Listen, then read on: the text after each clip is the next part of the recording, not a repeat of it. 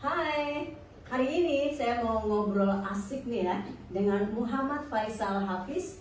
Dia adalah alumni dari SMA Negeri 31 Jakarta yang saat ini bekerja menjadi komis di Carnival Cruise Line, kapal pesiar Amerika. Nah, kita sapa dulu ya. Selamat sore Hafiz. Selamat sore. Iya, oke. Nah, tadi kan disebutkan ya kerja di komis kapal pesiar Amerika. Iya. Bisa diceritakan dulu sebelum ke yang lain-lain, komis itu apa sih? Jadi gini ya, komis itu salah satu posisi ya yang ada di kitchen. Karena tuh sebetulnya di kitchen itu kita juga punya strata struktural, punya posisi dan bagiannya masing-masing. Nah, orang tuh biasanya salah ngira orang yang kerja di kitchen itu sebutannya chef, padahal nggak sesimpel itu complicated di dalam kitchennya. Nah, jadi aku mau jelasin sedikit aja nih kayak. Jadi itu di kitchen itu orang yang nomor satunya paling atasnya itu disebut executive chef. Itu yang biasa orang disebut chef itu kayak di TV ada chef Juna, chef Arnold itu executive chef. Nah, di bawahnya chef itu, executive chef itu ada senior chef, itu lebih kayak tangan kanannya si eksekutif tadi. Nah, dua orang tadi itu dia tuh nggak kerja di dapur, mostly nggak kerja di dapur, dia kerja di office, dia ngerjain paperwork, lebih kayak bikin menu, bikin costing, harga, dia cari supplier, itu kerjaan mereka lebih kayak itu manage orang. Nah, yang kerja di lapangannya itu paling tingginya ada sous chef. Sous chef itu lebih kayak manajer lapangan lah kalau bahasa kitanya mungkin ya. Dia yang mimpin semua apapun yang ada di kitchen itu. Cuman dia juga nggak masak, dia itu nge-manage di situ, ngontrol di situ. Nah, dibantu sama asistennya junior sous chef. Mereka berdua itu ngontrol gimana jalannya operasional dapur itu. Nah, di bawahnya junior sous chef ada chef de partie ya, itu kalau mungkin bahasa kantorannya supervisor, kurang lebih supervisor. Nah, itu yang boleh nggak disebut dengan istilah cook gitu ya? Cook itu gimana ya? Cook itu general, cook itu kan koki ya yang masak di dapur. Nah, itu mulai dari chef de partie sampai bawah itu kita masak semua. Nah, pokoknya disebut dengan komis gitu ya? Iya, nah dari tadi chef de partie tadi tuh di bawahnya lagi ada demi chef de partie, di bawahnya ada komis, di bawahnya ada asisten cook, di bawahnya ada cook helper dan training cook paling rendah. Nah, sekarang aku ada di posisi komis itu. Oke. Tapi pernah berada di posisi paling rendah, pernah ya? Pasti. Dari awal karir, dari training dulu. Oke, ya baik ya. Jadi kita akan dengarkan lebih lanjut pengalaman bagaimana sih kerja di kapal pesiar. Tapi mau tanya dulu deh, awal-awalnya gimana dulu, motivasinya dan sebagainya, yang nanti di akhir video ini akan cerita juga tentang caranya, gimana sih cara kerja di kapal. Nah, sekarang ke motivasi dulu sih. Apa yang membuat Hafiz ini kepingin atau pengen banget kerja di kapal? Pasti ya, di kapal itu udah jadi rahasia umum, kita cari uang di sana. Oh, motivasinya uang ya? Iya, cuan, motivasinya cuan katanya. Cuan, betul. Jadi ya berawal dari, ya kita tahu lah di Jakarta cari kerja susah ketika pun udah ada lowongan kerjaan, banyak syarat yang diperlukan ketika pun udah kerja. Ya maksudnya kita dapat standar di sini gitu untuk diriku pribadi sendiri kayak segini kayaknya kurang, gue mau dapat lebih, caranya gimana? Sedangkan kalian yang gue punya ini aja kepikirannya banyak kan di Instagram, dan kebetulan juga kuliah di perhotelan, jadi kenapa nggak coba aja ke kapal pesiar, dan dicoba lolos sampai sekarang bisa dan nyaman di situ. Dan sekarang emang cuannya iya, ada ya? cukup ya. Bisa nggak diceritain prosesnya dulu, awalnya gimana sih? Pertama mungkin harus punya pengalaman atau apa aja, silahkan. Iya. Proses sampai ke kapal pesiar. Iya, jadi biasanya gini, pertama banget itu kita tahu dulu perusahaan apa yang mau kita lamar loh. Nah, jadi tuh banyak banget perusahaan kapal pesiar di dunia ini tuh ya. Jadi kita seenggaknya mesti tahu perusahaan apa yang mau kita masukin, karena kan ada yang dari Amerika, dari Europe, dari Jepang, Cina, segala macam. Seenggaknya kalau kita udah tahu, yang kedua kita cari tahu agennya tante. Karena kan kita nggak bisa nge-apply secara langsung ya. Jadi itu biasanya kita cari agen. Agen mana yang ngurusin perusahaan ini. Nah, itu di Instagram atau di Google tuh banyak banget. Kalau kita mau nyari, kita bisa cari agen kapal ini, agen dulu kapal nyarinya ini. dari mana? Kebetulan itu dari teman juga, jadi kita bareng ada lulusan kampus bareng berdua, itu kita ngerintis nyari bareng sana sini, nyari dari Google, nyari dari Instagram, sampai itu. Nah, ketika kita udah tahu agennya apa, kita tuh kirim CV ke agennya itu dulu. Nah, dari agensi itu nanti agen yang proses. Kita waktu itu pertama ada pre-screening interview itu, jadi kayak orang agensinya screening persyaratan kita, kiranya kita udah lolos atau belum. Nanti kalau udah selanjutnya baru ke flat interviewnya. Jadi kita di departemen apa nih mau kerjanya, nanti di screening lagi. Ketika lolos nanti tunggu jadwal sama usernya tuh orang office-nya dari sana. Jadi dikumpulin dari semua peserta yang ikut, nanti ditentuin tanggal berapa si usernya datang ke Indonesia buat final interview kita gitu. Oh, usernya dari? Kemarin aku terakhir Amerika. Langsung dari Amerika ya. Dari proses pertama sampai akhirnya berangkat ke kapal itu berapa lama? Sekitar 4-5 bulan kurang lebih tante. Ya dari pertama gitu, apply CV pertama sampai akhirnya berangkat itu sekitar 4-5 bulan. Oke. Waktu dinyatakan pertama kali ya lolos dan berangkat gitu, rasanya gimana? Wah, senang banget kan. Itu kan kayak gimana ya, kayak bercanda gitu. Masa sih gue kan gak nyiapin apa-apa, gue bercanda. Dream comes true ya? Iya, kayak mungkin gini doang ya gue bisa lolos. Kayak beneran itu yang mimpi akhirnya. Beneran ini gue berangkat. Tapi ya udah akhirnya sekarang udah ngejalanin hampir 2 tahun dan ternyata aku beneran udah di sini loh gitu. Iya. Terus pertama kali nih menginjakan kaki di kapal itu, berarti kan di sana ada multicultural ya. Betul. Ketemu orang dari berbagai penjuru dunia. Iya, benar. Ada culture shock nggak? Oh, pasti ada banget. Contohnya misalnya gimana? Contohnya banget itu di sini boleh maksudnya bilang ras dan negara lain nggak sih, apa nggak usah? Jadi kan banyak ya dari di sana, banyak muslim itu orang Filipina, orang India, orang Meksiko gitu-gitu, sama orang Karibia, itu orang kepulauan Karibia itu mereka yang kerja di sana. Nah, terutama itu biasanya sama culture orang Indonesia yang dimana kayak ramah, baik, itu ya culture, karena ya culture shock karena pas di sana ternyata orang perbedaan culture-nya tuh kayak mereka tuh lebih keras, lebih kayak nggak mau ngalah, kayak orangnya gimana ya, cara bahasanya apa ya, diksinya ya, susah dibilangin. Pokoknya orangnya kan kalau kita nggak enakan gitu atau kita minta sesuatu dengan cara sopan, nah mereka itu sebaliknya. Itu yang aku rada kaget, oh di sini kerjanya begini ya, gini keras banget ya hidupnya. Karena kalau kita tetap pakai budaya kita di rumah yang nggak enakan, sopan gitu, kayaknya kita bakal disuruh doang atau jadi kita harus tetap ngikutin budaya yang sudah ada di sana ya. Jadi rasa nggak enakan, rasa kita mau apa, kita ngomong to the point, itu harus bisa adaptasi sama gitu. Karena kalau kita banyak basa-basinya, kita terlalu lembek di sana, itu kita nggak dapet apa yang kita butuhin gitu. Ya, memang kalau kita udah di dunia internasional itu yes it means yes, no it means no gitu ya. Abu-abunya. Iya, oke. Baik. Terus jam kerjanya di sana gimana tuh, kan di kapal nggak berasa ya, 24 jam itu kayaknya nggak berasa. Jadi jam kerjanya gimana? Wah, sebenarnya tuh ini nih, banyak orang yang bilang kerja di kapal itu enak-enak, tapi sebenarnya gini, kerja di kapal tuh terutama di departemen aku ya, itu kan di kitchen ya, galley.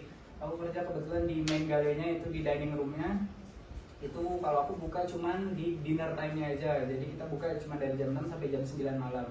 Nah, itu kalau kerjanya itu pertama kita masuk pagi jam 9, kita tuh ngelakuin apapun yang kita butuhin untuk nanti malam. Jadi kita masuk jam 9, kerjain apa yang kita butuhin sampai nanti malam. Sekitar jam 1 atau jam 2 siang itu kita udah selesai break. Jam 2 break, kita mulai lagi jam 4 sore untuk prepare apapun untuk makan malamnya, dinnernya itu. Jam 4 sampai jam tutupnya restoran itu sekitar jam 10-an. Nah, jadi bisa bilang jam kerjanya itu sehari 10 jam, jam 9 sampai jam 1 atau jam 2. Terus sorenya kita lanjut jam 4 sampai jam 10 malam gitu. Gitu setiap hari dan nggak ada libur. Tapi fasilitas yang didapat apa misalnya di sana? Di sana itu pasti mesnya, kru cabin itu satu cabin 2 orang atas bawah. Itu di kamar mandinya di dalam juga, itu cuman kayak amenitiesnya kayak sampo, sabun, sikat gigi itu kita bawa sendiri. Cuman air itu udah ada semua di sana. Terus sama kayak kantin, crew mess sebutannya di sana itu selalu buka hampir 24 jam. Jadi untuk nggak usah takut kelaparan, nggak takut mau minum gimana, itu hampir 24 jam itu buka. Kalau jam breakfast, lunch, dinner, midnight dinner, terus ada tea time setiap jam berapa itu saya lupa, itu pokoknya selalu ada makanan di situ. Nah, kita juga bisa ada yang sekolah olahraga, ada lapangan basket, ada gym, itu kita juga bisa boleh pakai, disediain sama sana. Terus laundry, baju itu kayak ada mesin laundry kita bisa pakai, jadi ada satu ruangan besar itu isinya laundry, jadi kita bisa laundry baju di situ, dan ada pengeringnya juga. Jadi untuk keperluan sandang pangan papan itu udah terpenuhi semua di sana tanpa biaya apapun. Terus kalau untuk job desk-nya gimana nih?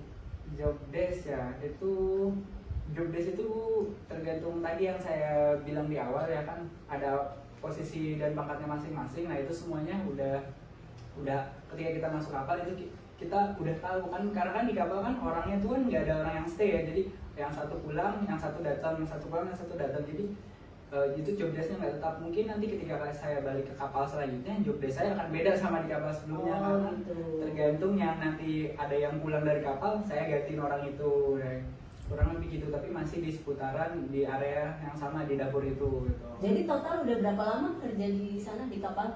Dua kontrak, satu kontraknya itu 9 bulan. Oke, satu kontrak 9 bulan. Jadi ini sudah berjalan kontrak yang kedua. Nanti ke depan yang ketiga ya. Oh, tetap masih ingin lanjut lagi untuk yang kontrak ketiga ya. Kenapa sih ingin terus berlanjut ke kontrak-kontrak selanjutnya? Sampai targetnya terpenuhi Tante. Oke, sampai targetnya terpenuhi ya. Jadi gaji udah oke ya? Oke. Boleh di-spill gajinya, range-nya ya, spill gaji. Berapa ya? Range-nya aja Tante. Jadi gimana ya, di sana tuh ada gaji basic, gaji overtime, sama gaji service. Jadi tuh kalau misalnya itu semua dikumpulin dalam satu bulan sekitar, mahal nih.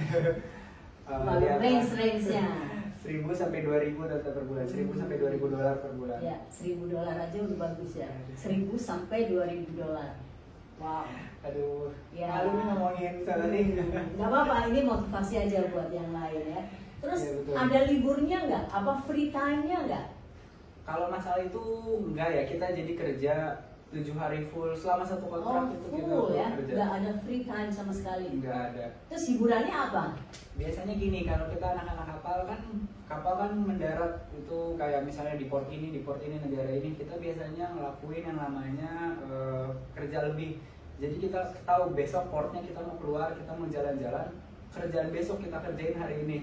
Oh gitu. Kita kerjain hari ini, kita ekstra di hari ini, jadi besok kita udah keluar ngapa-ngapain, kita nggak punya kerjaan, kita keluar, kita main-main di sana gitu. Oh iya. Caranya jadi ngakal-ngakalin kerjaan aja gitu. Ya, terus lingkungan rekan kerja di sana, tadi kan rekan kerja udah paling nggak dibahas ya sedikit. Kalau lingkungannya gimana?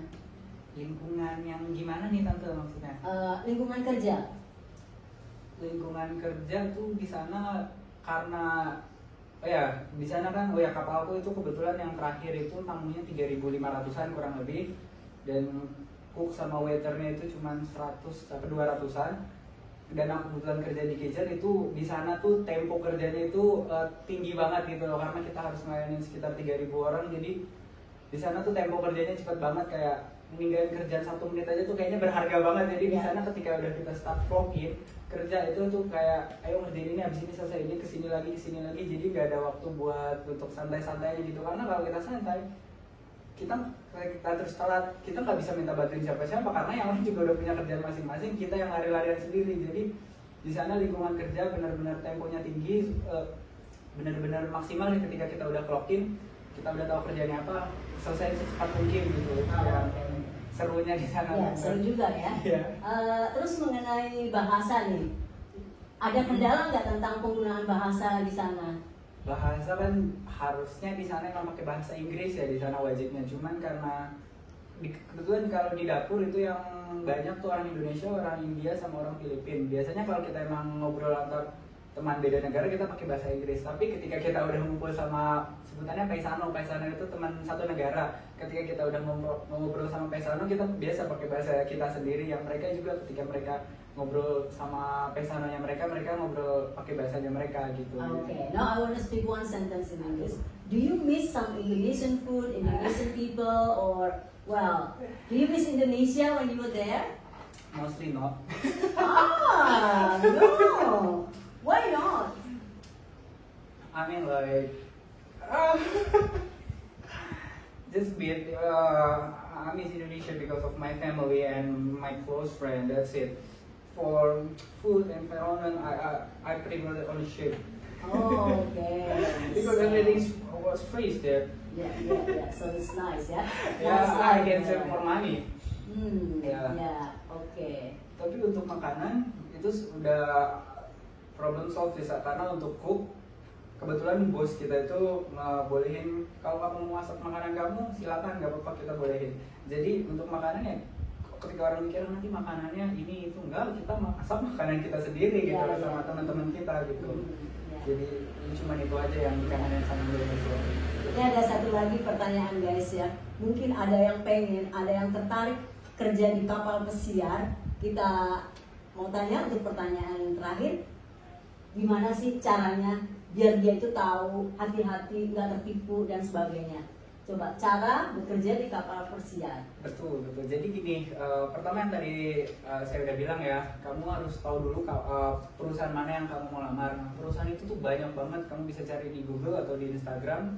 Itu list perusahaan kapal itu apa aja. Nah, kedua yang tadi cari agensinya. Nah, Kalau di Instagram nyarinya apa, kalau di Google ngetiknya apa? oh ya, mungkin di Google aja lebih mudah ya. Mungkin bisa kapal pesiar, nama perusahaan kapal pesiar itu pasti keluar lah, jadi perusahaannya ABCDFG. Nah, untuk kalau agen itu biasanya aku juga dulu waktu awal tuh susah banget nyari agennya karena kan nggak tahu mana yang benar mana yang salah. Jadi saya kasih tahu aja sedikit. Di Indonesia tuh kalian bisa cari CTI Indonesia di Instagram atau di Google ya, CTI Indonesia. Kedua, kalian bisa cari Alpamax Saisai. Ketiga, kalian bisa cari Ratu Oceania. Keempat, kalian bisa cari Equinox Bahari Utama. Nah, keempat agen ini yang bisa dibilang mereka udah terkenal, mereka agensi yang nyalurin kru-kru dari Indonesia ke kapal pesiar. Nah, itu kalian bisa cari di situ. Nah, kalian bisa terus ke langkah selanjutnya, kalian bisa lihat di Instagramnya, itu dia biasanya update setiap harinya lowongan apa yang dibutuhin di situ. Entah itu bisa dari hotel departemen atau deck departemen. Deck itu yang kayak pelautnya. Ya.